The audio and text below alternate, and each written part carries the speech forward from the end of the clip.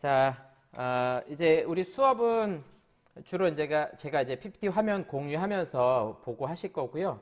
여러분들 제가 이제 강의안 이렇게 출력해서 띄워드렸는데, 네, 이번 주 안으로 제가 책자를 완성을 좀 하도록 하겠습니다. 그래서 제가 전체적으로 공지하겠지만 사무실에서 책을 좀 찾아가실 수 있도록 이렇게 제가 준비를 해보도록 하겠습니다. 지난 학기 사도행전은 한 달 넘어가지고 나와가지고 굉장히 죄송했는데, 그때 좀 책 만드는 게 좀 힘들었는데 다행히 레위기는 좀 상당히 친절한 책이에요. 사도행전에 비하면.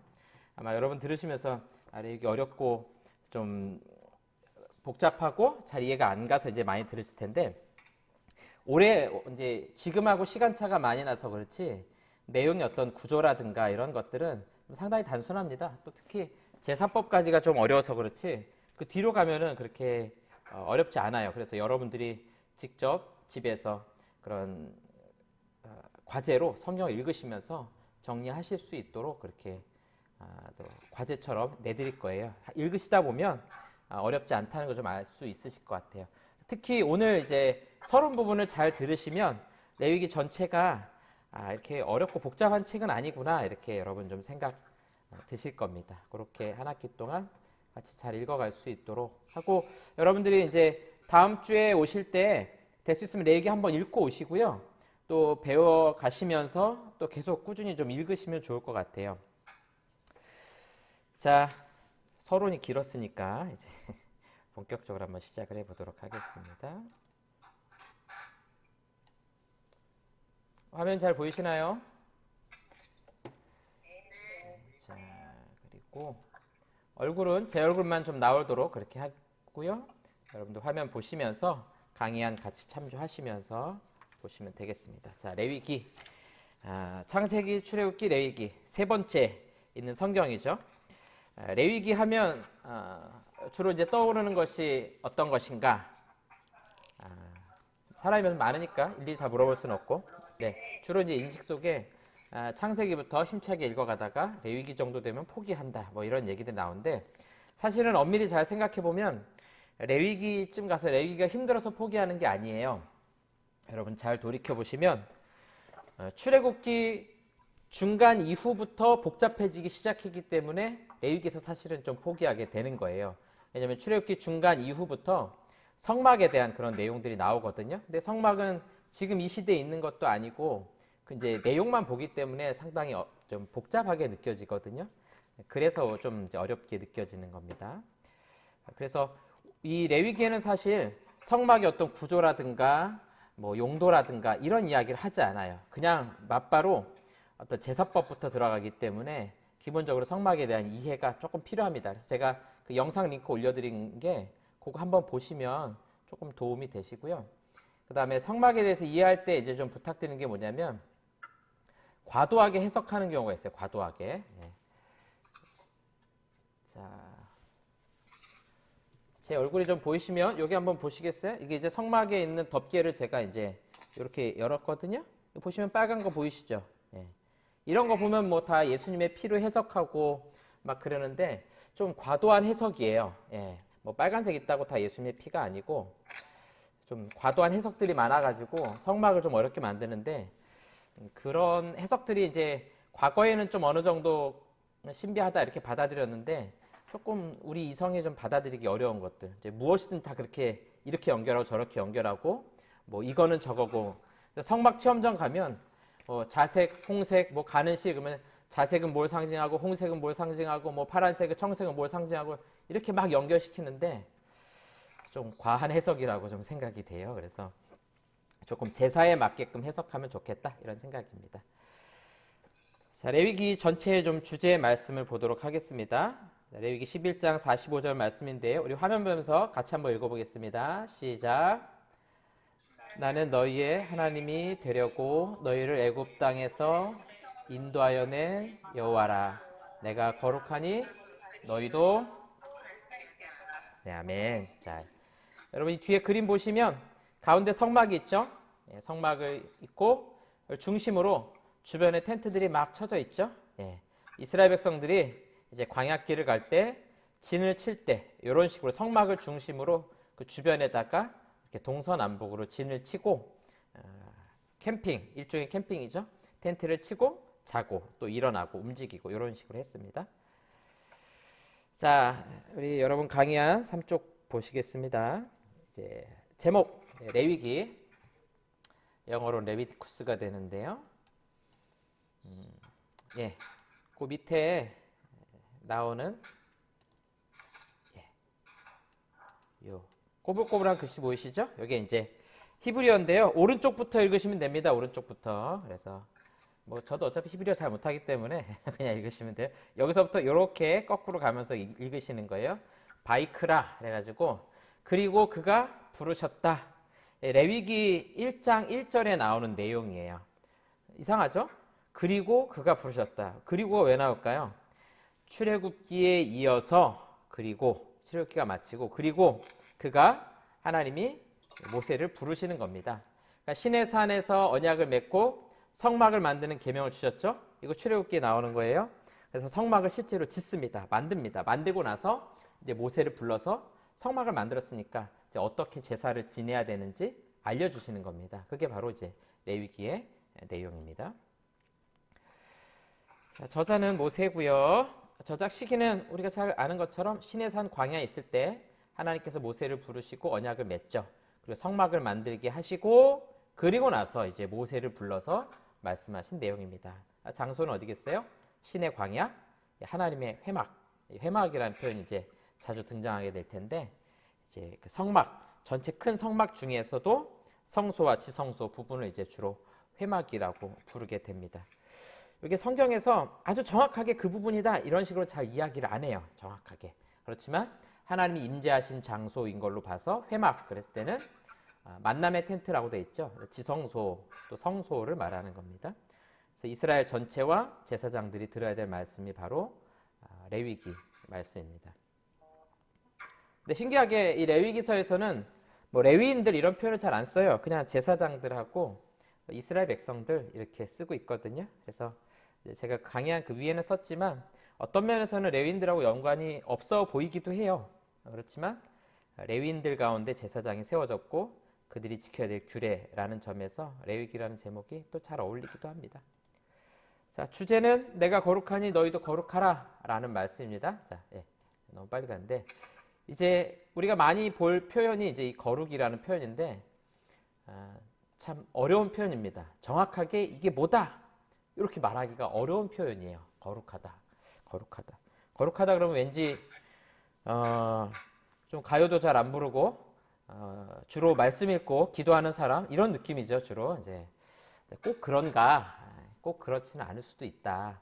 하나님의 속성이긴 해요. 하나님의 속성이긴 하지만 이 거룩함이 무엇인지 우리가 레위기서 전체를 통해서 같이 이렇게 살펴보도록 하겠습니다. 자, 전체적인 구조입니다. 요걸 좀 보시면 이제 레위기가 전체가 좀 눈에 보일 거예요. 1장에서 10장까지 크게는 이게 거룩에 이르는 방법이고요. 11장부터 마지막 27장까지는 거룩을 유지하는 방법입니다. 여러분 4페이지에 보시면 레위기 구조 그래서 제일 왼쪽에 대주제라고 돼 있죠. 그래서 크게 둘로 보시면 돼요. 어떻게 거룩해질 것인가? 그 다음에 어떻게 거룩한 삶을 계속 살아갈 것인가? 이해가 되시죠? 네. 우리 아파서 병원 가는 걸로 이해하시면 됩니다. 어떻게 아픈 허리를 치료할 것인가? 그 다음에 치료한 다음에 어떻게 해야 돼요? 어떻게 앞으로 안 아프도록 허리를 잘 관리할 것인가? 이렇게 우리가 생각할 수 있겠죠? 그런 식으로 거룩에 이르는 법, 거룩을 계속해서 유지해 나가는 법 이렇게 생각해 볼 수 있어요. 그래서 1장에서 10장까지는 크게 두 가지입니다. 제사법, 1장에서 7장까지 제사법이 나오고 그 다음에 제사장의 직무, 이 제사법을 담당한 제사장들을 어떻게 세우는가. 그 다음에 이제 후반부에 가면 부정과 어떻게 부정을 처리할 것인가. 그 다음에 어떻게 성결을 유지할 것인가. 이렇게 구분할 수 있습니다. 조금 더 세부적으로 가볼까요? 예. 자, 너무 복잡하게 생각 안 하셔도 돼요. 그냥 내용이 전체 이런 것만 있다라는 것만 이해하시면 돼요. 5대 제사가 나올 거고요. 아마 레위기 초반부 거의 중간 정도까지의 가장 핵심은 이 5대 제사에 있어요. 아마 여러분들 대부분이 이 제사법이 제일 궁금하실 거예요. 뒤에 내용들은 뭐 그렇게 어렵지 않거든요. 그래서 이 제사법을 좀 이해하는 게 레위기 수업 전체 핵심이 될 텐데 5대 제사를 두 번 다뤄요. 그래서 첫 번째는 전체 백성들에 대한 지침이고, 두 번째는 제사장들이 그걸 어떻게 다뤄야 되느냐, 이런 이야기를 할 겁니다. 그 다음에 두 번째 파트에 가면 제사장을 위임하게 되죠. 대제사장을. 그 다음에 실제 제사를 지내게 되고요. 그거에 실패하는 장면이 이제 10장에 나오게 됩니다. 그리고 이제 후반부로 넘어가기 시작하면은 이제 부정과 부정 어떻게 처리할 것인가. 그래서 부정한 짐승들, 또 출산했을 때 부정한 것, 또 이런 질병들, 그 다음에 유출 이런 문제들, 그 다음에 성막에서 어떻게 정결하게 할 것인가. 그래서 전체적으로 부정에 대한 주제들을 다루게 됩니다. 그 다음에 이제 17장에서부터 마지막 27장까지가 어떤 삶의 또 원리들, 여러 가지 우리 이웃과의 삶의 여러 가지 원리들, 또 하나님 앞에 지켜야 될 절기들, 이런 다양한 규례들에 대해서 이렇게 쭉 말씀해 주게 됩니다. 이런 내용들을 우리가 이번 학기 동안 12주에 걸쳐서 살펴보려고 합니다. 내용이 27장까지 있지만 아마 주로 이제 많은 시간들 좀 집중해서 봐야 될 부분들이 좀 제사법에 있을 것 같아요. 여러분들도 그 부분 제사법 이해하는데 아마 조금 신경이 좀 많이 쓰이실 거다 이렇게 생각이 됩니다. 자, 이제 레위기의 전체 주제에 대해서 좀 살펴보겠습니다. 다시 한번 말씀드리지만 이 서론 부분을 좀 잘 들어 놓으셔야 뒤에 가서 좀 헷갈리지 않을 수가 있어요. 중요한 용어들도 많이 나오니까 잘 좀 살펴보시면 좋을 것 같아요. 이 뒤에 있는 그림은 이제 성막에 하나님의 영광의 구름, 또 하나님의 영광이 이렇게 임한 모습을 그림으로 대략적으로 이제 그려놓은 겁니다. 그래서 가장 첫 번째 중요한 주제는 하나님의 임재입니다. 하나님의 임재. 그래서 하나님께서 어떻게 이스라엘 백성들 가운데 임하시는가. 그래서 성경에 보면 여호와 앞에서 이런 표현들이 자주 등장을 해요. 그 다음에 여호와께 향기로운 냄새. 이렇게 보니까 하나님에 대해서 어떻게 표현하고 있어요? 원래 하나님은 영이시잖아요. 근데 하나님 앞에 있다. 마치 하나님이 육체로 있는 것 같은 그런 느낌이 나죠. 가시적으로 보이는 것처럼. 또 여호와께 향기로운 냄새다. 그럼 하나님이 코가 있으신가요? 코가 없으신데 어떻게 냄새를 맡으시죠? 마치 인간이 인식하는 것처럼 하나님을 그런 식으로 표현하는 거예요. 이거 뭐냐면 하나님 앞에 드려지는 이 향을 또 짐승을 태운 그 불, 또 연기를 직접 하나님이 기쁘게 받으시는 것처럼 이런 게 바로 하나님의 임재를 잘 표현해주고 있는 겁니다.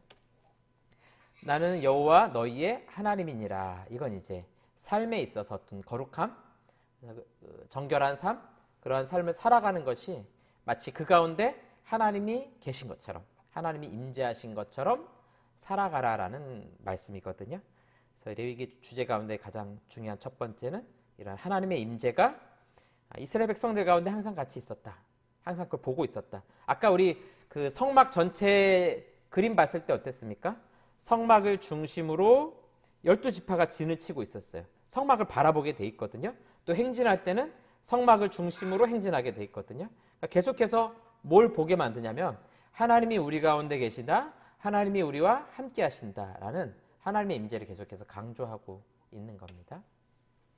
그래서 구약에서는 이 하나님의 임재가 어때요? 부분적으로 보이죠. 또 때로는 가시적으로. 이 가시적이라는 것은 하나님의 얼굴이나 몸이나 이런 게 보이는 것이 아니라 하나님의 영광이나 뭐 구름이라든가 또 불이라든가 이런 걸 보면서 부분적으로 하나님을 만나게 만들어주는 겁니다. 신약에 오면 어때요? 예수님께서 인간의 몸을 입으시고 성육신 하셨죠. 그래서 구약에서는 부분적으로 보이던 하나님이 신약에서는 직접 눈으로 보고 만지고 경험할 수 있는 거죠. 그게 바로 요한일서 처음 시작할 때 말씀이 바로 그 이야기예요. 우리가 눈으로 보았고 만졌고. 요한이 이제 예수님 품에 안겨 있고 막 그러잖아요. 그게 뭐냐면 내가 예수님을 만졌고 보았고. 그 이야기를 왜 하냐면 예수님은 참 하나님으로서 인간 몸을 입고 우리에게 오셨다라는 것을 말하고 싶어서 그 이야기를 하는 겁니다. 아시겠죠? 그래서 우리 구약과 신약을 항상 같이 살펴볼 겁니다. 레위기서 하면서. 자, 그 다음에 또 하나 이제 성령이 우리 가운데 오셨죠. 그래서 부분적으로 구약에서는 어때요? 여호와의 영광이 임할 때도 있었고 임하지 않을 때도 있었고 여호와의 불이 나타날 때도 있었고 안 나타날 때도 있었고. 근데 지금은 어떻습니까? 성령이 우리 마음속에 오시면 떠나가지 않으시고 항상 우리와 함께 해주시죠. 예. 그게 이제 임마누엘이라고 우리가 부르는 거잖아요. 우리 곁에서 떠나가지 않으신다라는 겁니다. 요런 이제 구약과 신약의 좀 차이가 있다는 것을 여러분들이 생각하시면서 하나님의 임재에 대해서 생각하시면 될 것 같아요. 요한복음 1장 14절 제가 강의한 5쪽 아래서부터 한 10번째 줄에 써놨죠. 말씀이 육신이 되어 우리 가운데 거하심에 우리가 그의 영광을 보니. 구약에서는 하나님의 영광이 임할 때가 있고 임하지 않을 때가 있고, 근데 신약에 와서는 예수님을 통해서 항상 하나님의 영광을 보게 만드신 것이죠. 성육신을 통해서 또 성령을 통해서 이렇게 보게 만드셨다는 거예요. 두 번째 주제입니다. 두 번째 주제는 이제 거룩함입니다. 거룩함. 우리 아까 보았던 것처럼 내가 거룩하니 너희도 거룩할지어다. 예. 두 번째 주제는 거룩함. 좀 어려운 표현이라고 이제 말씀드렸는데, 가장 단순한 표현으로는 구별됨 이렇게 이야기할 수 있을 것 같아요. 그것만으로 사실 좀 다 설명이 안 됩니다. 그래서 하나님의 좀 속성인데 성경에 나오는 그 표현을 따라 우리가 거룩함을 좀 이해할 거예요. 이렇게 이해하면 좋습니다. 예. 자, 보세요. 첫 번째 줄을 잘 보세요. 거룩하지 않은 것은 모두 다 속되다 이렇게 표현할 수 있어요. 속되다는 거죠. 여기 속되, 우리가 교회에서 좀 세속적이다, 좀 속되다 이런 표현이 좀 부정적인 표현이 있는데, 이제 우리가 조금 이따 배우겠지만 속되다라는 것은 그냥 일반적인 겁니다. 일반적인 거. 예를 들어서 여기 제가 스마트폰이 여기 있고 앞에 컴퓨터가 있고 여기 리모컨이 이렇게 있어요. 이런 것들 다 속된 겁니다. 그냥 일반적인 거예요. 보통의 상태, 이거를 우리가 그냥 속되다 이렇게 말하는 겁니다. 반대 개념은 뭐겠어요? 그냥 일반적인 것들 가운데 특별히 구별된 것들이 거룩한 것이 되는 겁니다. 아시겠죠? 이게 가장 그냥 기초적인 개념이에요. 예를 들어서 우리 교회에서 이제 설교용 마이크가 있고 뭐 강단이 있잖아요. 자, 강단은 거룩합니까? 네, 거룩해 보이죠. 거룩해 보이는데 그 강단이, 예, 우리가 이제 설교하는 그 설교단 강단이 그냥 판매용으로 있을 땐 거룩한 게 아니에요. 그냥 속된 겁니다. 일반적인 상태예요. 근데 그게 하나님의 나라를 위해, 복음을 위해 쓰여지는 순간에 거룩한 것으로 구별이 되는 거죠. 이게 이제 거룩에 대한 가장 단순한 그런 표현이거든요. 그렇게 우리가 구별해 볼 수 있다는 거죠. 자, 그 다음에 속된 것은 정결한 것과 부정한 것으로 나눠진다. 자, 여기 리모컨이 있습니다. 정상적인 상태예요. 그걸 뭐라고 부른다고요? 정결하다 이렇게 부르는 거예요. 정결하다. 부정하다가 됐을 때는 이 리모컨에 뭔가 문제가 생겼을 때가 부정한 것이 되는 겁니다. 네. 자, 벌써 수업을 내가 잘못 선택한 것 같다 이렇게 생각하시는 분도 계실 수 있는데, 네, 자, 쉽게 할 수 있도록 다 도와드릴 겁니다. 자, 거룩한 건 이런 겁니다. 속된 것과 거룩한 것을 우리가 구별하면 돼요. 그래서 성결하게 만들면 거룩한 거고요, 불경하게 만들면 속된 겁니다. 더 어려워졌네요. 예. 아까 제가 말씀드린 것처럼 이렇게 속되다는 것은 그냥 일반적인 상태, 그냥 평범한 상태를 속된 것이다 이렇게 이해하시면 되고요. 그 가운데서 하나님 앞에 드려질 수 있도록 성결한 예식을 통해서 구별된 것들이 거룩하게 되는 겁니다. 예. 그냥 여러분 그냥 그림으로 그냥 보시면 될 것 같아요. 그 다음에 정결 이거 속된 상태라고 말씀드렸죠. 예. 여기서 더럽혀지면 부정해지는 거예요. 그러면 다시 정결해지면 어떻게 돼요? 더럽혀졌으니까 어떻게 하면 됩니까? 그렇죠. 깨끗하게 하면 되겠죠. 여기 한글이 정결하게 하다지만 영어로 보면 그냥 깨끗하게 씻는 거거든요. 자, 여러분의 손은 정결합니다. 그렇죠? 예, 정결해요. 나가서 세균 있는 걸 만졌어요. 그럼 어떻게 되는 거예요?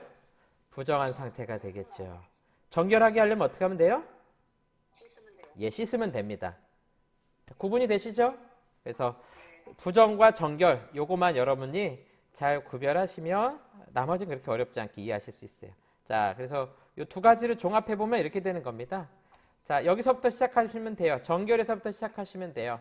일반적인 상태, 지극히 평범하고 정상적인 상태, 지저분해지면 부정, 깨끗이 씻으면 다시 정결. 예, 그렇죠? 다시 정상 상태가 된 거예요. 여기서 한 번 더 성결하게 만들면 거룩하다. 그 다음에 성결함에서 이탈하게 되면 정결, 원래 그 속된 상태로 돌아가게 되는 겁니다. 자, 이렇게 볼 수 있어요. 제일 끝과 끝에 있는 거룩함과 부정함, 예, 이 둘 사이가 만나게 되는 순간 문제가 생깁니다. 예. 자, 제가 한 가지만 예를 들어 드릴게요. 제가 지난주 일부 설교 때 나답과 아비후에 대해 설교했는데, 나답과 아비후가 제사를 지내다가 하나님의 불이 나와서 두 사람을 태워 죽였습니다. 너무 충격적인 사건이죠. 그게 뭐냐면 하나님의 거룩함과 부정한 두 사람이 만났기 때문이에요. 그러니까 하나님은, 거룩하신 하나님은 부정한 것과 절대 만나지 않으십니다. 예, 만나는 순간에 심판이 일어나든지 죽음의 사건이 일어나든지 무언가가 깨지든지 둘 중에 하나가 되는 거예요. 그래서 거룩과 부정은 만날 수 없다. 이게 레위기 전반에 흐르고 있는 사상들입니다. 자, 한 번 더 보겠습니다. 정결, 속됨, 이 두 가지 같은 거라고 말씀드렸어요. 그렇죠? 그래서 두 개가 똑같아요. 정상적인 상태, 일반적인 상태, 다른 말로 하면 이거 순결한 상태라고 우리가 말할 수 있습니다. 그 대신에 이건 뭐냐면 이전이 안 된다, 무언가 전달이 안 된다라는 거예요. 그렇죠? 내가 손을 깨끗하게 씻었어요. 내가 깨끗하게 씻은 손으로 핸드폰을 만졌습니다. 그럼 나의 깨끗함이 핸드폰으로 전달되나요? 그건 아니죠. 반대죠. 지저분한 건 나한테 올 수 있어요. 그러나 내 깨끗한 것이 전달되진 않아요. 그래서 부정이라는 건 뭐냐면 정결한 것이 더러워졌을 때를 우리가 부정이라고 말합니다. 세균 생각하시면 돼요. 코로나 바이러스로 생각하시면 돼요. 이거 이전 돼요, 안 돼요? 됩니다. 그렇죠? 지저분한 건 반드시 전파되게 돼 있어요. 예. 더러운 것을 흘린 것이 다른 것에 묻으면 무조건 더러운 것은 전파되게 돼 있어요. 자, 정반대 개념인 거룩으로 오면 어떻게 돼요? 구별됨, 하나님의 속성이에요. 신기하게도 이 거룩은 이전이 됩니다. 예. 거룩한 것과 만나는 것은 같이 거룩해져요. 네, 신기하죠? 예, 부정한 것과 만나는 것은 부정해져요. 그러나 거룩한 것과 만나는 것은 마찬가지로 거룩해집니다. 아시겠죠? 예. 거룩하신 하나님이 우리 사람, 정결한 사람을 만나면 어떻게 돼요? 정결한 사람이 거룩해지는 겁니다. 네. 거룩하신 성령께서 우리 마음 가운데 오셨어요? 그럼 우리가 어떻게 되는 겁니까? 거룩해지는 겁니다. 그러면 지금 우리는 거룩해질 것입니까? 이미 거룩해졌습니까? 이미 거룩해졌어요. 왜 그렇습니까? 성령이 내 안에 오셨기 때문에 이미 나는 거룩해져 있는 것입니다. 자, 요 세 가지 구분 잘 하셔야 됩니다. 정결과 속됨 같은 거예요. 정상적이고 일반적인 상태, 어떤 것에 이거를 이전시킬 수 없는 상태. 그러나 반대 개념, 부정은 더러워진 것이고 이전할 수 있어요. 지저분한 걸 전파할 수 있어요.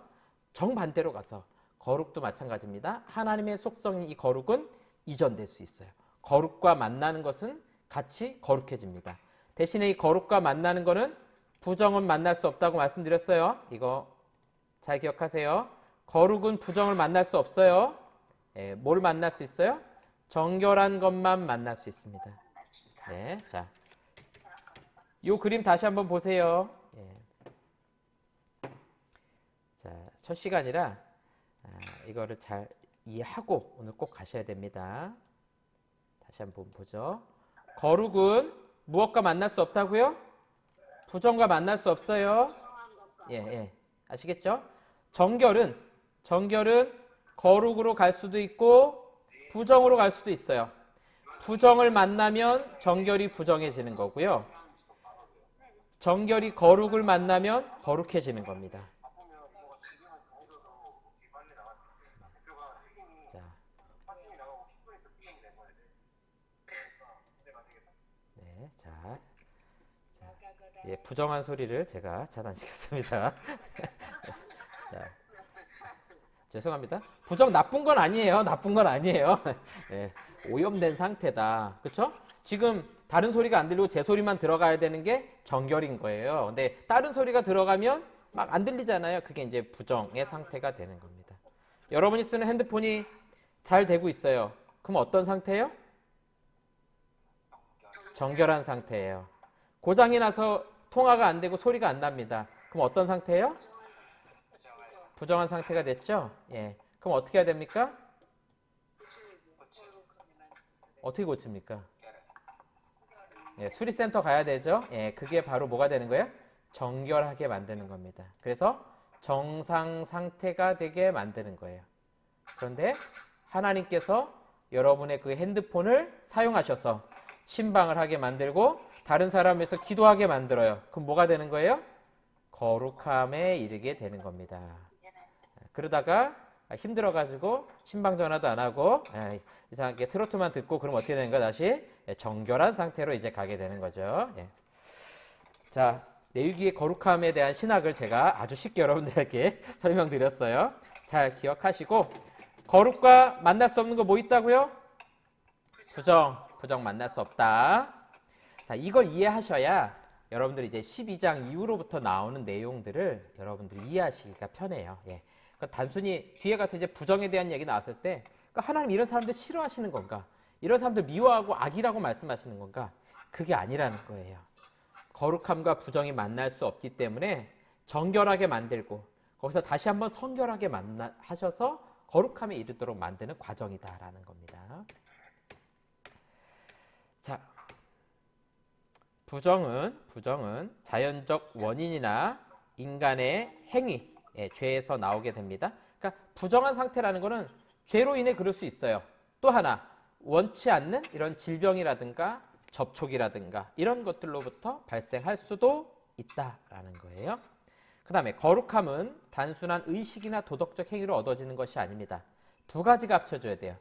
신적 행위, 하나님이 하시는 일이 있어야 돼요. 그 다음에 인간적 행위, 우리 인간 편에서 해야 될 일이 있다는 거죠. 예를 들어서 하나님이 부른 사람만 거룩하게 되어 있어요. 그리고 거기서 인간의 성결한 노력이 따를 때, 그때가 이제 거룩함에 이르게 되는 겁니다. 반드시 인간 편에서 어떤 노력을 요구하고 있다는 것을 여러분 생각해 주셔야 됩니다. 자, 그 다음에 세 번째 주제, 제사의 역할에 대해서 같이 살펴보도록 하겠습니다. 여러분 9쪽을 펴주세요. 예. 자, 보죠. 이거 우리 조금 아까 봤던 그 내용이죠? 예. 거룩함, 부정, 둘 사이에 만날 수 없다 이렇게 말씀드렸고요.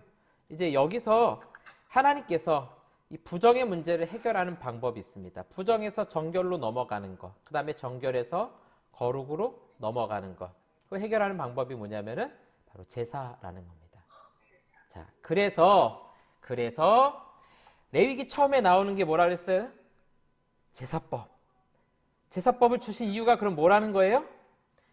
부정에서 정결로, 정결에서 거룩함으로 넘어가게 하기 위해서 제사법을 주셨다라는 거죠. 그러나 그 거룩 상태에서 죄와 질병 등으로 인해서 정결의 상태로, 불경의 상태로, 또 부정의 상태로도 갈 수 있다. 그럼 부정의 상태로 가면 다시 어떻게 하면 돼요? 예, 제사를 통해서 정결로, 또 제사를 통해 거룩으로 넘어가면 되겠죠. 예. 자, 그래서 이 두 과정 사이에 이거 했는데. 예.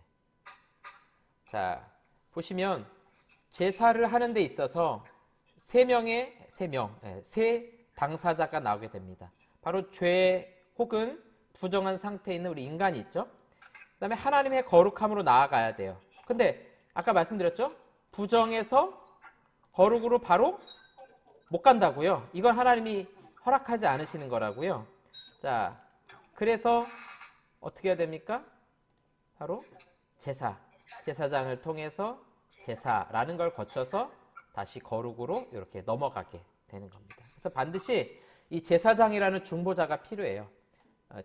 뒤에도 나오겠지만 그냥 개인적으로 제사를 짓는다든가 제사용 짐승을 잡는다든가 이거 하나님이 허용하지 않으십니다.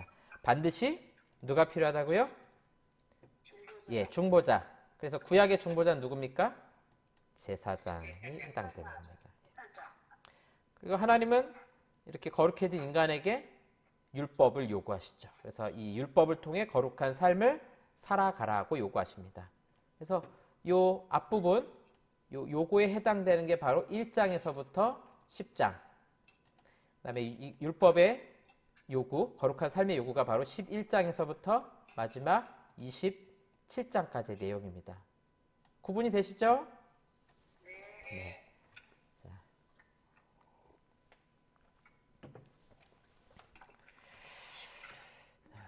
몇 분 엎드려 계세요 보니까 지금. 네, 자.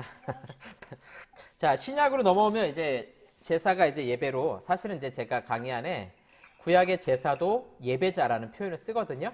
그때도 예배예요. 그래서 신약의 예배 이제 어떻게 돼요? 뭐가 없습니까? 중간에 제사가 없죠. 제사가 필요 없어요. 이제는 중보자 그리스도만 계시면 하나가 없어졌는데 아까 여기서 부정해서 거룩으로 못 갔잖아요. 이게 안 됐잖아요. 아까는. 근데 이제 어떻게 됐습니까? 이 과정이 사라진 거예요. 사라진 거. 예. 이제 필요 없다는 거죠. 율법의 중보자 그리스도. 자, 요 위에 거는 여러분들이 잘 아시죠? 하나님께 나아가는 데는 그리스도 중보자가 필요하다. 그런데 또 하나, 우리가 율법을 지킬 수가 없죠. 그래서 그것을 지키도록 만드시는 분이 바로 그리스도이십니다. 그래서 율법의 중보자라고도 부를 수 있어요. 이건 로마서 8장 1절에서 8절까지가 이 이야기를 하고 있는 거예요. 우리 육신으로는 할 수 없으되 성령으로서는 하신다라는 말씀이 바로 율법의 중보자가 계시다라는 것을 이야기하고 있는 겁니다. 그래서 이제는 완전한 제사장이신 그리스도를 통해서 하나님께 나아가기도 하고, 또 하나님께서 우리 인간 편에게 계시의 말씀도 주시고 또 율법을 지킬 수 있도록 도와주신다 하는 것입니다. 자, 이제 중요한 주제죠. 그리스도인은 율법을 지켜야 하는가? 어떻습니까? 우리는 율법을 지켜야 되나요? 네. 다들 아시겠지만 벌써 몇 개 못 지켰습니다. 이러시는 분들인데, 율법을 지켜야 하는가? 예. 여기에 대한 답이 네, 아니요 이렇게 말하는 게 좀 어려워요. 일단은 율법을 지켜야 되는가? 아니요라고 말할 수 있어요. 왜냐하면 율법이 이미 그리스도를 통해서 완성되었기 때문에. 그럼에도 불구하고 예수님 하시는 말씀을 보면 계속해서 율법의 어떤 요구를 지키라라고 우리에게 말씀하고 있거든요. 예, 우리가 지켜야 될 부분들이 분명히 있어요. 자, 요걸 우리가 정확하게 한번 이해해 보도록 하겠습니다. 여러분 10쪽에 있는 율법과 그리스도인이라는 거예요. 구약에 나오는 이제 우리가 앞으로 레위기서에서 이제 여러 가지 율법들을 볼 텐데, 이런 것들을 어떻게 해야 되는가, 지켜야 되는가. 돼지도 먹지 말고 피도 먹지 말라 그러는데 나는 돼지고기도 좋아하고 선지국도 좋아하는데 이거 어떻게 해야 되는가, 이렇게 우리가 질문할 수 있잖아요. 여기에 대한 답을 우리가 볼 겁니다. 가장 전통적인 방식 어떻게 풀어가는가, 세 가지로 구분을 하는 거예요. 제일 왼쪽에 보시면 도덕법, 시민법, 의식법, 이렇게 셋으로 율법을 구분해 볼 수가 있어요. 도덕법은 10계명, 시민법은 어떤 사회적인 어떤 법률 같은 것들. 그래서 뭐 우리 다른 사람의 것을 훔쳤을 때, 뭐 빌려가지고 내가 잠시 맡고 있는데 잃어버렸을 때라든가, 또 성적인 문제라든가, 이런 여러 가지 시민으로서 살아가야 되는 그런 사람들과의 관계 법들, 그런 것들. 의식법은 이제 제사와 절기에 관한 겁니다. 그래서 전통적인 방식은 신약에 와서는 시민법 폐지되었다. 그렇죠? 더 이상 안 지키죠? 의식법 폐지되었다. 뭐만 남아있느냐? 도덕법만 남아있다는 거예요. 그래서 10계명만 우리가 지키면 된다. 이렇게 이야기하는 거죠. 이게 가장 전통적인 방식이에요. 근데 여기에 뭐 이렇게 해석하는 것 상당히 좋고, 칼빈도 이렇게 해석을 하는데요. 약간의 여기가 이제 문제점이 있어요. 그게 뭐냐면, 실제로 보다 보면 시민법 안에 도덕법이 막 섞여 있습니다. 또 의식법 안에도 시민법이 막 같이 섞여 있기도 해서 이거를 이렇게 칼같이 구분하기가 쉽지 않다는 거예요. 그 다음에 10계명 하나만 해도 우리가 좀 지키기 어려운 게 있어요.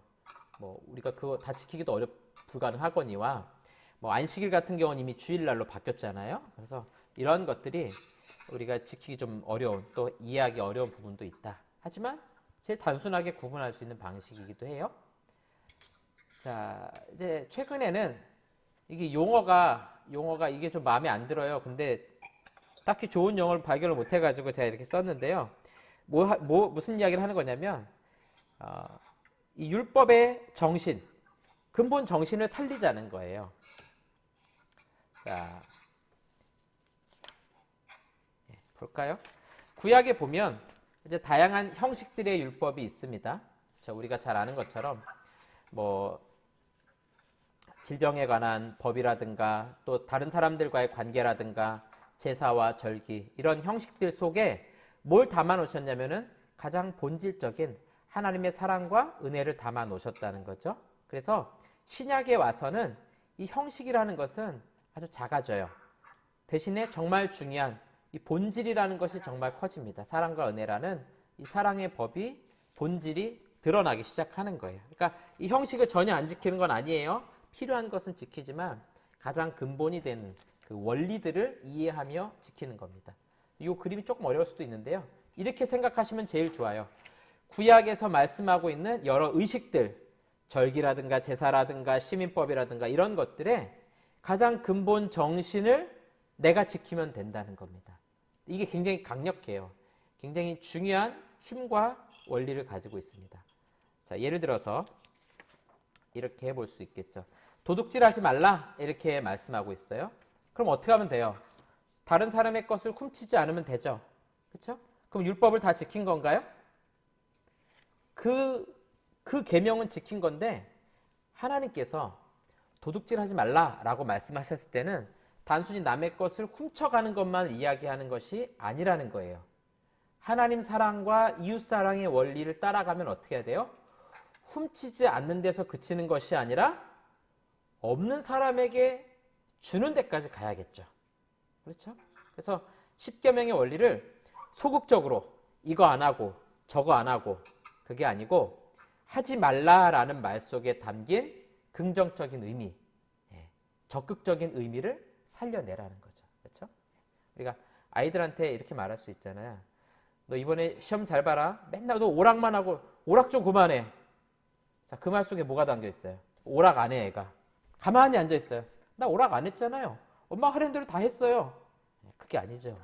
그거 안 하는 게 중요한 게 아니라 너 공부해가지고 뭐 좋은 학교를 가든지 너가 하고 싶은 거 하든지 뭔가 해야 되지 않겠느냐. 그 말을 하는 거거든요. 그러니까 구약에서 말씀하고 있는 율법의 원리라는 것은 우리 삶의 울타리를 탁탁탁탁 쳐요. 그렇게 본다면 신약은 그 울타리를 친 이유를 아는 거예요. 그래서 울타리를 안 넘어가는 것이 중요한 것이 아니라 이 울타리를 왜 쳤는지 그 원리를 이해하고 원리 속에서 하나님의 뜻을 실천해 나갈 수 있는 것. 여러분 그 11쪽에 보시면 제가 여러 가지 그 내용들을 쭉 설명해서 썼어요. 여러분들이 요거를 보시면서 이해하시면 좋을 것 같아요. 거기 11쪽 아래서 7번째 줄에 보면 레위기 19장에 있는 말씀을 제가 거기 넣어놨죠. 너희가 너희의 땅에서 곡식을 거둘 때 밭 모퉁이까지 다 거두지 말고 떨어진 이삭 줍지 말고 포도원의 열매를 다 따지 말고 포도원에 떨어진 열매도 줍지 말고 가난한 사람과 거류민을 위하여 내버려 두라. 나는 너희의 하나님 여호와이니라. 자, 이스라엘 백성들은 이삭 줍지 않고 전부 다 따지 말고 남겨뒀단 말이에요. 그런데 어떤 사람이 이렇게 할 수 있죠. 그래요? 나 그럼 이렇게 하겠습니다. 이렇게 해놓고 사람들 못 들어오게 울타리를 아주 강력하게 쳐놨단 말이에요. 그리고 하나님 앞에 이렇게 말하겠죠. 하나님, 저는 하나님 말씀대로 다 거두지 않았습니다. 이렇게 말할 수 있단 말이에요. 근데 이 말씀을 줄 때 하나님께서 이 말씀을 주신 원리는 뭐예요? 내 이웃을 내 자신과 같이 사랑하라. 사랑하기 때문에 이 거류민과 가난한 사람들 또 고아와 과부들 위해서 나눠주라 그 이야기잖아요. 이게 이제 신약으로 오면 예수님은 어떻게 적용하실까요? 이거를 고아와 과부와. 네, 그 우리가 잘 아는 예화가 성경 말씀에 하나 있어요. 부자 청년이 와가지고 내가 율법 다 지켰습니다 이렇게 말하잖아요. 그때 뭐라고 말씀하세요? 너 있는 전부를 팔아서 가난한 자들에게 나눠줘라. 그랬더니 어떻게 돌아갑니까? 그냥 가는 정도가 아니죠. 뭐 잘못 먹은 얼굴 표정하면서 가는 거죠. 그러니까 율법을 지켰다라고 생각하지만 예수님 보시기에는 뭐가 없는 거예요? 여기 나온 요 본질, 예. 가장 중요한 이 본질을 다 잊어버리는 거예요. 형식만 하고 있는 거예요. 그래서 바리새인들이 예수님께 엄청 욕을 먹은 겁니다. 뭐만 있어요? 형식만 잔뜩 있는 건데 뭐가 없냐면 본질은 아무것도 없는 거예요. 사랑 없는 거예요. 서기관들, 고아와 과부들의 돈을 빼앗는 사람들, 바리새인들, 자기는 손 하나 까딱 안 하면서 무거운 짐을 다른 사람들에게 지우는 사람들. 그러니까 우리는 율법을 어떻게 해야 돼요? 지켜야죠. 어떻게 지킵니까? 구약에 있는 그대로 지키는 것이 아니라 하나님 사랑과 이웃 사랑의 원리에 따라서 지키는 겁니다. 그래서 이제 뭐 주로 이제 술 얘기 막 나오는데 뭐 구약에서 술 뭐 포도주 마시고 뭐 이런 얘기 막 하잖아요. 그거를 신약 시대 와가지고 먹어도 되느냐 안 되느냐 이런 거 가지고 논쟁하는 거는 가장 근본 정신을 놓치고 있는 거예요. 하나님을 사랑하면은 그거 먹어서 하나님 사랑할 수 있으면 먹으면 돼요. 그거 먹으면서 이웃 사랑할 수 있으면 먹어도 된다고요. 그 다음에 도박 이런 거 해볼까요? 도박이라든가 게임 이런 거 성경에 있어요, 없어요? 없어요. 그건 이 시대 거예요. 구약을 그대로 가져오면 적용할 게 없습니다. 삶이 다 다르거든요. 이 시대에 와서 내가 도박하면서 하나님 사랑할 수 있다. 그러면 열심히 해도 돼요. 이웃 사랑할 수 있어요?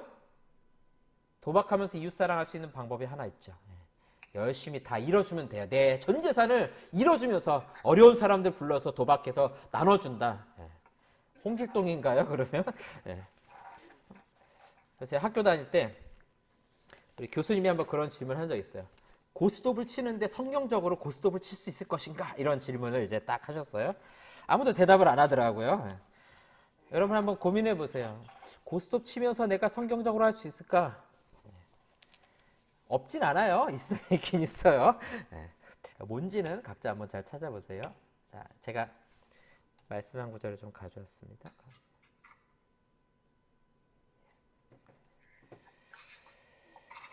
자, 우리 잘 아는 말씀이죠. 예수님께서 산상수훈 나는 너희에게 이르노니 악한 자를 대적하지 말라. 누구든지 내 오른편 뺨을 치거든 왼편도 돌려대며. 참 쉽죠?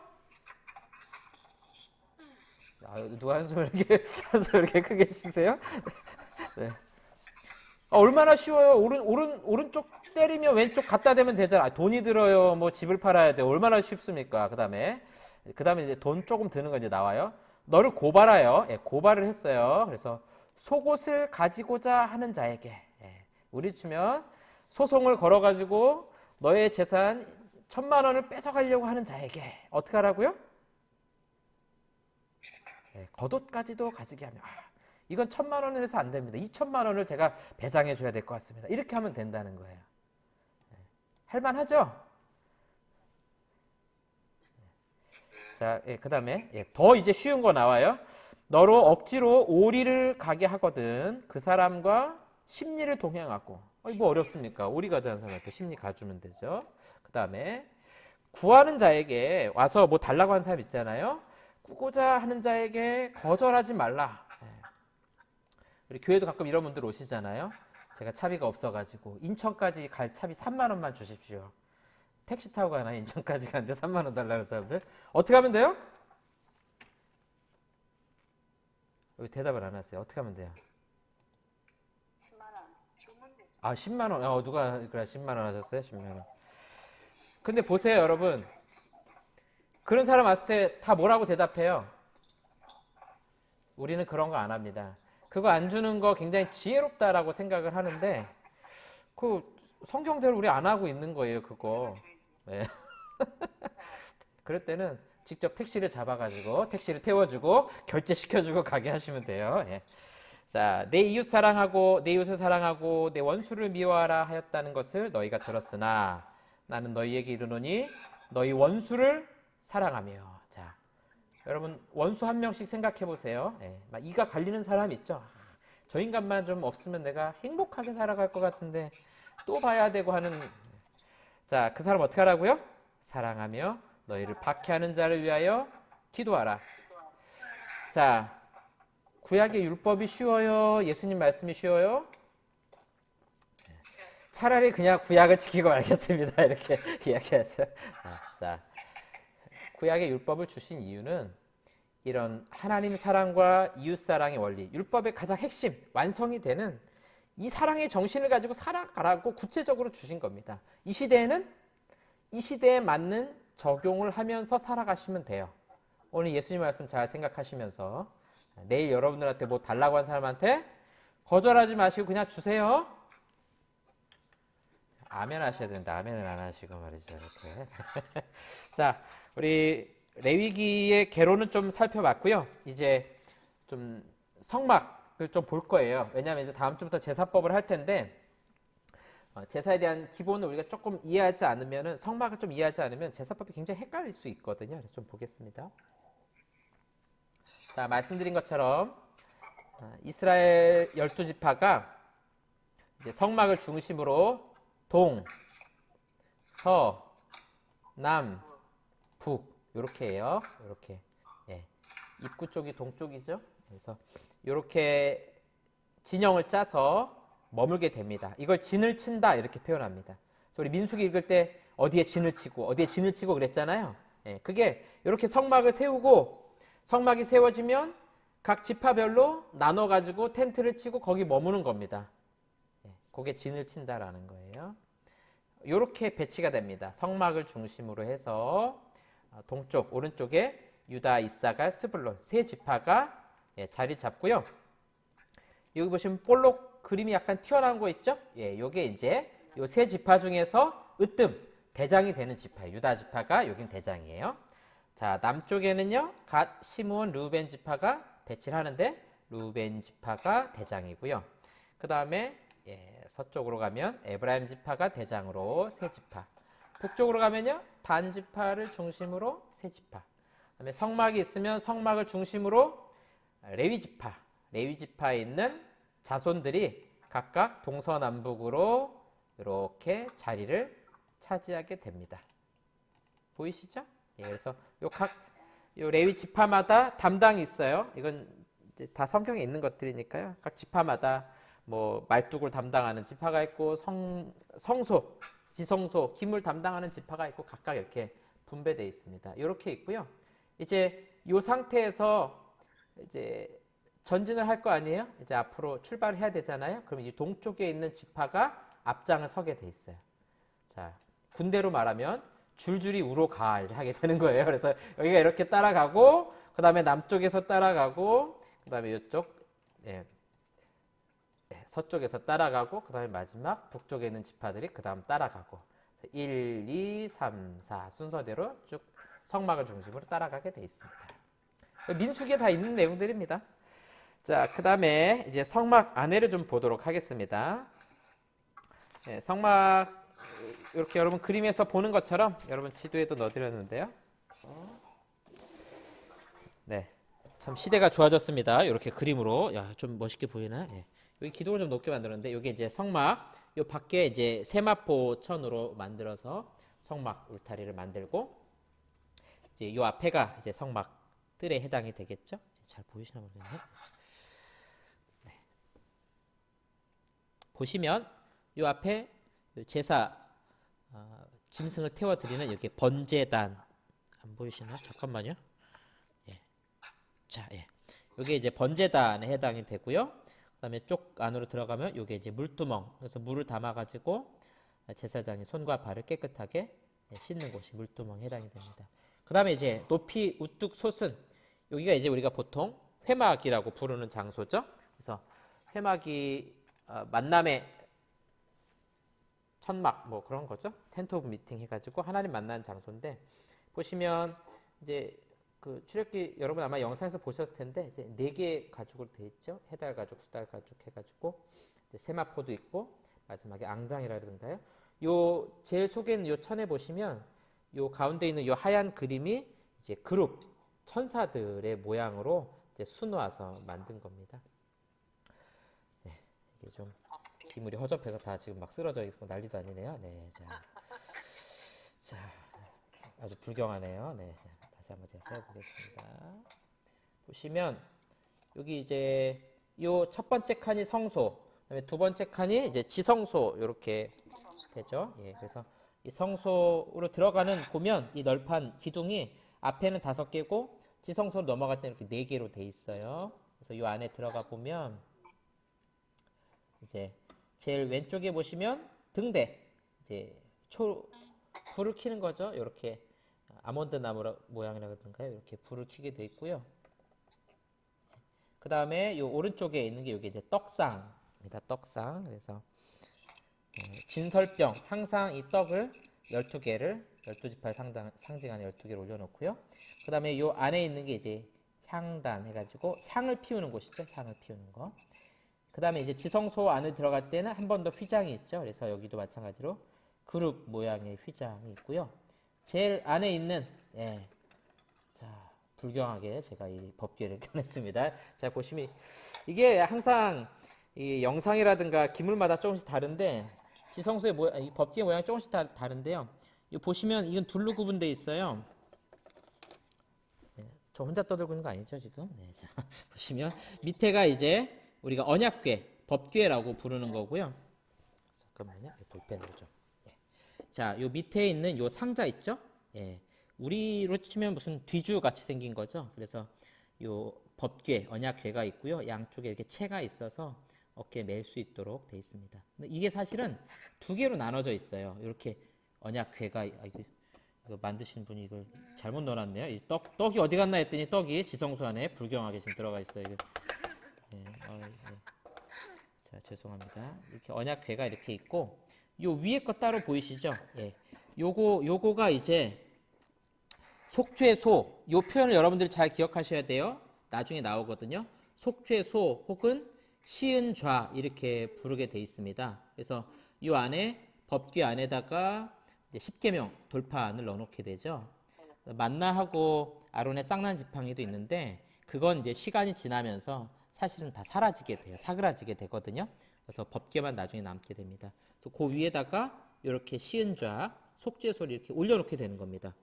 요 서 있는 요거 뭐냐면은 그룹 천사들이에요. 천사들이 너무 지금 키가 크게 돼 있는데 천사들이 서로 이렇게 마주 보도록 그렇게 만들어진 겁니다. 그래서 지성소 안에는 얘가 이렇게 싹 들어가 있다. 그래서 1년에 한 번 대제사장이 들어가게 돼 있죠. 이렇게 덮어주게 돼 있습니다. 예, 자, 뭐 여러분들 영상으로 보셨으니까 제가 뭐 더 추가로 설명을 하지 않도록 하겠습니다. 예. 자, 우리 조금 전에 그림에서 봤던 것처럼 이렇게 여러분 보시면 요 바깥에 이제 세마포로 이렇게 울타리를 쭉 쳐놨죠. 그다음에 요 안에 높이 솟은 성소와 지성소가 있었다 하는 거. 그다음에 기물의 위치는 잘 기억하셔야 돼요. 기물의 위치. 뜰에는 뭐가 있었다고요? 번제단. 그래서 불태우는 제단이에요. 그 다음에 이 그림에서 뭘 보셔야 되냐면 이렇게 뾰족 튀어나온 거 보이세요? 빨간 잉크가 보이시나? 이게 뿔입니다. 뿔. 그 여러분들 읽으시다가 막 피를 뭐 뿔에 바르고 막 이런 게 나오거든요. 그 뭐 뿔이 어디 있나 이렇게 생각하시는데 요 그 사각 박스 테두리에 있는 이렇게 뾰족 튀어나온 게 뿔이에요. 뿔. 그다음에 여기도 보시면 아까 요 모형에도 잘 만들어져 있는데 요 번제단까지가 사실 조금 높아요. 이렇게 약간 걸어 올라가게 돼 있어요. 그 다음에 요 물두멍이 있었고요. 성소 안에 들어가면 등대가 있었고, 그 다음에 떡상이 있었고, 그 다음에 향 피우는 향단이 있었죠. 그래서 이 분향단이라고도 부르는데 이 분향단에도 마찬가지로 잘 보시면 뇌기퉁이에 뿔이 있습니다. 뿔. 이거 나중에 뿔 쓸 겁니다. 여기다 피 바르는 용도로 쓸 거기 때문에 여러분들이 기억하시고, 지성소 안에는 뭐가 있었어요? 법궤, 하나님의 언약궤와 그 위에 올려놓은 게 뭐라고요? 속죄소 혹은 시은좌 이렇게 부른다고 말씀드렸어요. 그래서 이 그림에 보시면 여러분들이 모양을 잘 기억하시고 이렇게 뿔이 있었다. 잘 안 보이죠 지금? 네, 이렇게 하죠. 여기 오른쪽 그림 한번 보시겠어요? 오른쪽 그림 보시면 크기가 나와요. 크기가 전체적인 크기인데 규빗이 다 여러분 보셨겠지만 팔꿈치에서부터 손끝까지의 길이가 규빗입니다. 그래서 45cm 정도. 그래서 이 전체 성막의 길이가 한 45m, 그다음에 폭이 한 22.5m. 생각보다 그렇게 크진 않아요. 뭐 굉장히 클 것 같지만 생각보다 그렇게 크진 않습니다. 그리고 이제 밑에서부터 입구로 들어가게 되면 동쪽이 이제 입구인데 번제단이 있었고요. 그 다음에 물두멍, 손 씻는 곳이 있었고요. 요렇게 첫 번째 휘장이 있었죠. 들어가면 여기 촛대, 등대가 있었고 오른쪽에는 떡상이 있었고 앞에는 분향단, 예, 향을 피우는 분향단. 여기 금향단이라고 되어 있는 거는 금을 발라서 입혀서 만들었기 때문에 이렇게 써져 있는 거예요. 그 다음에 요 한 번 더 휘장 안으로 들어가면 요 안에 지성소, 언약궤가 있었고 언약궤 위에다가 올려놓은 게 속죄소, 시은좌를 올려놓았다. 예, 이렇게 여러분들이 이해하시면 될 것 같습니다.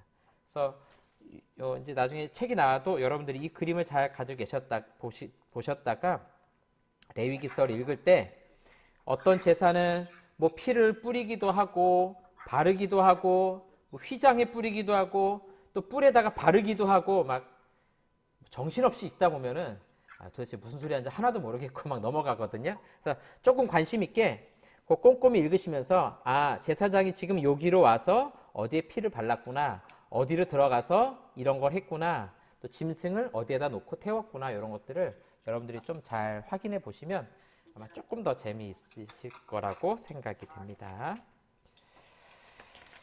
자, 네, 이제 중요한 용어를 좀 오늘 살펴보고 마치도록 할 텐데요.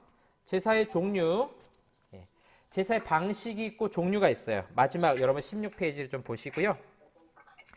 이제 레위기서를 이해하는 가장 결정적인 순간이 바로 이런 제사들에 대한 이해에서 이제 결정이 나게 돼 있어요. 첫 번째 중요한 건 제사의 종류입니다. 그래서 번제 자주 나오죠. 번제는 레위기만 나오지 않아요.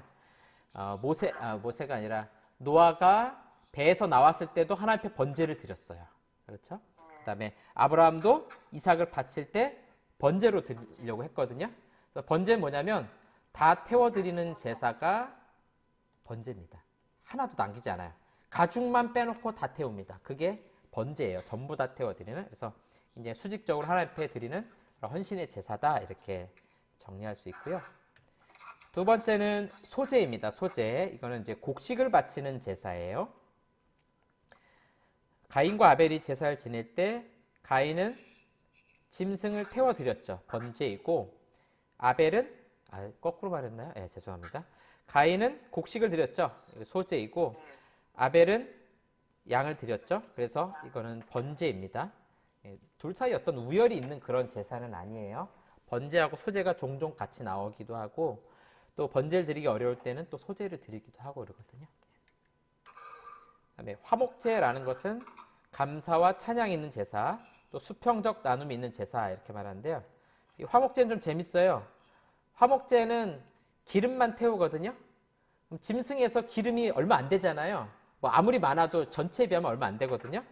기름은 태우고 나머지는 먹습니다. 그래서 제사장도 먹고 예배자도 먹고 친구도 불러서 먹고. 우리가 이거 제대로 수업을 하려면 마지막 시간에 이 화목제를 한번 해야 이게 수업이 되는데 참 아쉬움이 있습니다. 혹시라도 코로나 빨리 좋아지면 다 같이 모여서 화목제를 한번 하도록 하죠. 그래서 이때는 이제 고기를 열심히 다 같이 먹는 날입니다. 화목제를 드리는 날은. 그래서 이건 서원할 때 혹은 이제 감사의 제목이 있을 때, 그럴 때 이제 화목제를 드리게 돼 있고요. 속죄제, 뭔가 이름이 제일 좀 고상해 보이죠? 그러니까 이제 도덕적인 죄와 신체적인 부정을 씻는 제사입니다. 그래서 대속죄일이 있죠. 제사장이 1년에 한 번 지성소 안에 들어가는 날. 그게 바로 속죄제를 지내는 날입니다. 그래서 그날은 어떤 성막도 성결하게 하고 이스라엘 백성도 성결하게 하는 날이에요. 그래서 부정을 씻는 그런 제사입니다. 부정으로부터. 이 부정이라는 용어가 이제 딱 귀에 들어오시죠? 부정한 상태에서부터 정결로 나아가는 의식, 그게 속죄제구나, 이렇게 이해하시면 될 것 같아요.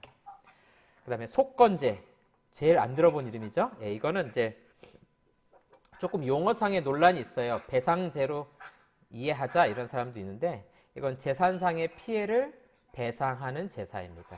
피해 혹은 이제 뭐 자기가 가져가거나 그랬을 때. 그래서 이 5가지의 제사는 레위기 초반부에 2번 나옵니다. 이스라엘 백성들에게 한 번 규례를 주고 제사장들에게 한번 규례를 주고, 그래서 7장까지 5가지 제사에 대해서 살펴볼 겁니다. 여기에는 우리가 조금 시간을 더 들이더라도 좀 꼼꼼하게 잘 살펴보면서 그 의미들을 좀 이해하고 가면 될 것 같아요. 자, 5대 제사 뭐뭐 있다고요? 번제, 소제, 화목제, 속죄제, 속건제. 아시겠죠? 네. 자, 제사의 종류가 있었다면 이제 제사의 방식이 있습니다. 방식. 자, 첫 번째는 이제 거제. 거제도도 아니고 거제는 뭔가? 여러분 이제 레위기 읽다 보면 민수기에도 이게 나와요. 나왔는데 우리가 모르고 넘어간 건데 거제, 이거 들어 올린다라는 뜻이에요. 들어 올린다. 그래서 올려 바쳐진다 혹은 자원하거나 봉헌물, 우리가 봉헌한다 그러죠. 헌금 드릴 때 봉헌, 하나님 앞에 이렇게 드린다 이런 식으로 올린다 이런 의미예요. 그래서 11조와 함께 더불어 성전에 바쳐지는 봉헌물. 그러니까 성전에 바쳐지니까 주로 누가 가져가겠어요? 제사장이 가져갑니다. 제사장이 주로 많이 가져가요. 이걸 거제. 그래서 뒤에 보면 이건 뭐 거제물이라 그러면서 제사장에게 주는 경우가 나옵니다. 그다음에 요제, 테누파라는데 이거 흔들다라는 의미예요. 흔들다. 이게 무슨 의미인지는 정확하게 좀 성경 이야기하지 않는데 이것도 주로 이제 제사장에게 주는 경우들이 많이 있어요. 그래서 이거 흔드는 제사가 요제입니다. 요제. 세 번째가 전제. 전제 어디서 나오나요? 전제? 어디서 많이 들어봤죠? 바울의 말씀. 네. 바울이 마지막 이제 자기가 이제 죽을 것을 알았을 때 전제와 같이 부어지고 그러잖아요. 전제와 같이 부어지고, 그래서 전제는 붓는 제사입니다. 갖다 콸콸콸 붓는 이런 제사예요. 그래서 포도주나 독주 이런 것 또는 기름을 제단에다 붓는 것을 전제라고 말하죠. 그러니까 바울이 마지막에 자기 죽을 때 전제와 같이 부어지고, 그 말은 뭐냐면 이 붓는 제사. 그래서 어때요? 여러분 통에 있는 걸 뒤집으면 어떻게 됩니까? 한 방울도 안 남고 싹 다 떨어지게 돼 있잖아요. 그런 것처럼 완전히 하나님 앞에 싹 비워지는, 드려지는 그런 제사 방식입니다. 이건 방식이에요. 들어 올리는 거, 흔드는 거, 붓는 거, 이런 세 가지 방식이 있다. 그 다음에 기타 용어들, 이제 고르반, 이게 우리 신약 성경에서 많이 봤는데 그냥 예물이란 뜻이에요. 예물. 하나 앞에 이제 드린 거 있죠. 가져온 것 혹은 바쳐진 것, 이런 의미로 이제 고르반, 이렇게 코르반 이렇게 부를 수 있고요. 또 하나는 이제 화제, 굉장히 많이 등장하는 용어인데요. 불로 태우는 제사법입니다. 근데 생각해 보면 뭐 번제, 소제, 화목제 이거 전부 다 불로 많이 태우거든요. 그래서 이거는 무슨 화제라 이렇게 말하면 뭐냐면 이 제사는 불로 태워서 하나님 앞에 드리는 제사다. 그런 의미를 가지고 있습니다. 예를 들어 속건제 같은 경우는 태우는 것도 있지만 배상도 해야 되거든요. 그런 경우 섞여 있는 거예요. 그래서 이 화제라는 표현, 단어는 쉽죠? 불화자 써가지고 불로 태우는 제사다. 그래서 여러분 이 마지막 페이지 잘 기억해 주세요. 5대 제사, 번제, 소제, 화목제, 속죄제, 속건제 5가지가 있다. 그 다음에 제사의 방식으로는 거제, 요제, 전제가 있었다. 거제 들어 올린 거, 요제 흔드는 거, 전제 붓는 거. 그리고 기억해야 될 거, 고르반, 예물이란 뜻이고요. 그다음에 화제, 불로 태우는 제사다 하는 겁니다. 예, 이렇게 해서 우리 레위기 서론 같이 쭉 살펴보았습니다. 첫 시간부터 이렇게 어려운 거 하는가 생각이 많이 드실 텐데 첫 시간이라 그래요. 저도 학교 다닐 때는 첫 시간 수업이 왜 중요한지 사실 잘 몰랐거든요. 근데 나중에 지나고 나서 보니까 그때 중요한 용어들을 정리하고 어떤 배워야 될 범위들을 정하고 또 이 과목의 목표가 무엇인가라는 것을 그 시간에 사실은 다 얘기했는데 다닐 때 그게 잘 이해가 안 되더라고요. 네. 저도 좀 준비하면서 이거 복잡하겠다 생각하실 수도 있는데요. 여러분 여기 용어들, 중요한 용어들만 좀 잘 기억하시면 될 것 같아요. 그래서 오늘 했던 가장 핵심적인 용어들 가운데 거룩과 부정은 만날 수 없다. 그리고 중간에 있는 정결 상태, 정상적인 상태였다라는 거. 그 부정으로부터 거룩하게, 정결하게 가는 방법이 뭐라고요? 제사를 통해서 거룩과 정결로 나아갔다. 그래서 레위기 초반부에 제사법이 등장하는 겁니다. 그래서 레위기의 주제 크게 2개라 그랬어요. 거룩에 이르는 법, 거룩한 삶을 유지하는 법. 전체 주제는 뭐라고요? 내가 거룩하니 너희도 거룩하라. 네. 첫 시간부터 말을 많이 했습니다. 우리 오늘 여기까지 수업하도록 하고요. 다음 주에 오실 때 레위기 한번 쭉 읽어보시고 제사법 읽으면서 너무 힘들다. 그러면 한 8장, 9장부터 읽으셔도 돼요. 거기 보면은 조금 더 쉽게 읽을 수 있는 부분도 있으니까 너무 부담스러워하지 마시고 레위기서 말씀 한번 쭉 전체적으로 읽어보시고 또 오실 수 있도록 제가 또 최대한 빨리 강의안도 만들어서 공지할 테니까 여러분들 주일에는 좀 가져가실 수 있도록 이렇게 준비를 해 놓도록 하겠습니다. 질문을 받으면 다들 잘 안 하셔서 질문은 저한테 개인적으로 카톡으로 보내시면 제가 대답을 해드리도록 하겠습니다.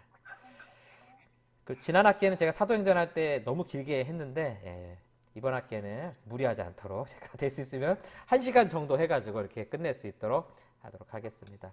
자, 제가 기도하고 오늘 첫 번째 강의 마치도록 하겠습니다. 사랑하는 하나님 아버지 감사합니다. 이제 이번 한 학기 동안 레위기 말씀을 함께 배우고자 합니다. 복잡한 용어들 또 거룩에 대한 여러 가지 절차들 하나님 잘 이해할 수 있도록 우리에게 지혜와 명철을 허락하여 주시옵소서. 우리 함께 수업 듣는 우리 모든 사랑하는 우리 성도님들 기억하여 주시어서 우리 환경 가운데 상황 가운데 함께 해주셔서 하나님 말씀 배우기에 어려움이 없도록 도와주시고 체력을 주시고 하나님 주신 능력 가지고 또 성령의 도우심을 따라서 한 학기 동안 잘 배우며 우리 말씀과 같이 거룩한 삶을 살아갈 수 있는 우리 모두가 될 수 있도록 인도해 주시옵소서. 감사하며 예수님의 이름으로 기도합니다. 아멘.